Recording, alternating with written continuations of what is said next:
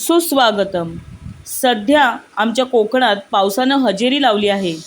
काळे ढग, हिरवागार निसर्ग, डोंगरांवर पसरलेले धुके आणि रिमझिम पावसाच्या सरी, सगळं वातावरण अगदी मनाला मोहून टाकणारं झालं आहे. मातीचा दरवळणारा सुगंध, पक्ष्यांचा मधुर असा आवाज आणि थंडगार वारा यामुळे मन अगदी प्रसन्न होतं. कोकणात पावसाळा म्हणजे निसर्गानं चढवलेला हिरवागार साजच. असं सुंदर वातावरण पाहिलं की शहरातील धावपळ विसरायला होते आणि निसर्गाच्या सानिध्यात काही क्षण शांतपणे घालवावेत असंच वाटतं. तुमच्याही भागात पाऊस सुरू झाला आहे का? आम्हाला कमेंट करून नक्की सांगा. आता बाहेर खूप छान पाऊस पडतोय आणि अहोंच्या आजचा फक्कड चहा पियायला मिळतोय, म्हणजे खूप छान असं कॉम्बिनेशन.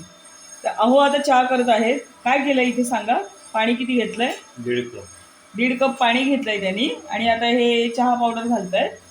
1 चमचा चहा पावडर आहे. हा, 1 चमचा चहा पावडर आणि 3 चमचे साखर घालतायत.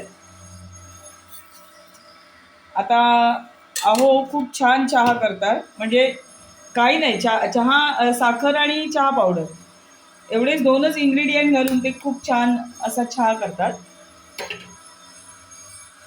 आता त्यांनी उकळायला ठेवलंय. थोडीशी वेलची पावडर मात्र ते घालणार आहेत. वेलची पावडर आहे थोडीशी घालतोय. ओके.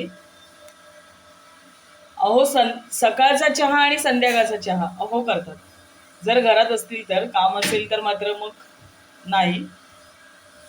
आणि बाहेर खूप छान असा पाऊस पडत आहे कोकणामध्ये आणि त्यांच्या हातचा फक्कड असा चहा कॉम्बिनेशन बघा किती सुंदर आहे ते. आता चहा आपला उकळत आहे. चहाला आता चांगल्या प्रकारे अशी उकळी येत आहे. उकळी येऊन देऊया.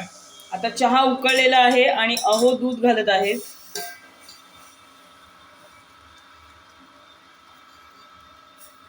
काही ठिकाणी आपण आता चहा उकळला असं म्हणतो, पण काही ठिकाणी शिजलाय असं सुद्धा म्हणतात.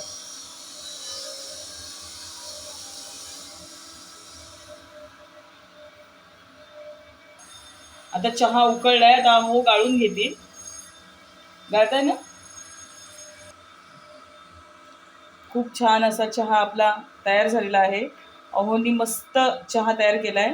आता ही अहोंच्या हातची रेसिपी, म्हणजे अहोंच्या हातचा चहा मला कसा वाटला ते मला नक्की सांगा.